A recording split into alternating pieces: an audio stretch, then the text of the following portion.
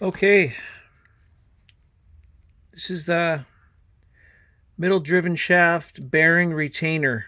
It has left-handed threads, and this is the tool that Yamaha makes to remove this retainer, putting it on a socket. The tool looks something like this. I made this using a 35 millimeter socket, performance tool,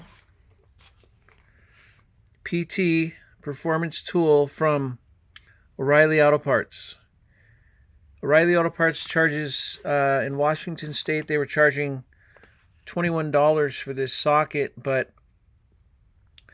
they matched a price for me at Napa. You could buy a 35 millimeter deep socket from Napa for $15, like $14.95.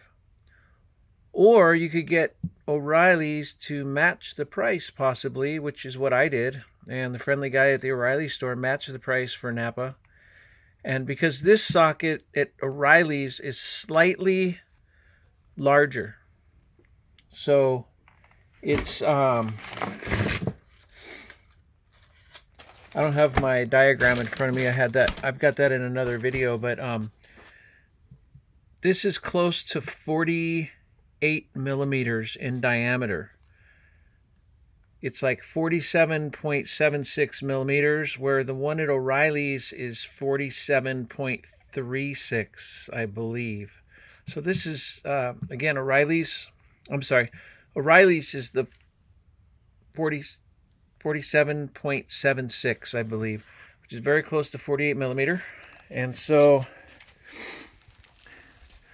I had an extra retainer because I've gone through 2 engine cases, but this is the retainer that I've got in here, and it fits pretty snug. It's right up. It hardly moves. And so this part from Yamaha, I believe these are over $100 if you get the Yamaha one. You can buy one on eBay. It ships from Germany. It'll cost you about $75. But I went and bought this $15 and used the grinder. Take your time. Check out my other video. I used 2 different grinders. I used a big chop, 14-inch DeWalt chop grinder. Got a new blade for it, and I used that initially to kind of carve a lot of it out. And then when I left these knobs, I made marks on the socket. I went like this and took the retainer, put it on top, and then I took one of these silver magic markers. I made the marks on here. Then I took basically like a ruler, like something like this, and I extended the marks on the side of the socket. So I had it marked on the top, and I also had the line coming down from on the side. That made it easier to see the marks. And then I kind of started to fit this on there, as you'll see in my other video. And as I would just take a little bit off at a time. You know, hit the grinder. Probably took me 12 or 15 times of just slightly adjusting. And so good luck. Hope it works for you. And this requires 58 pounds of torque. A lot of guys probably I actually originally used a punch, and I just tapped. I used this long kind of punch, and I went like this.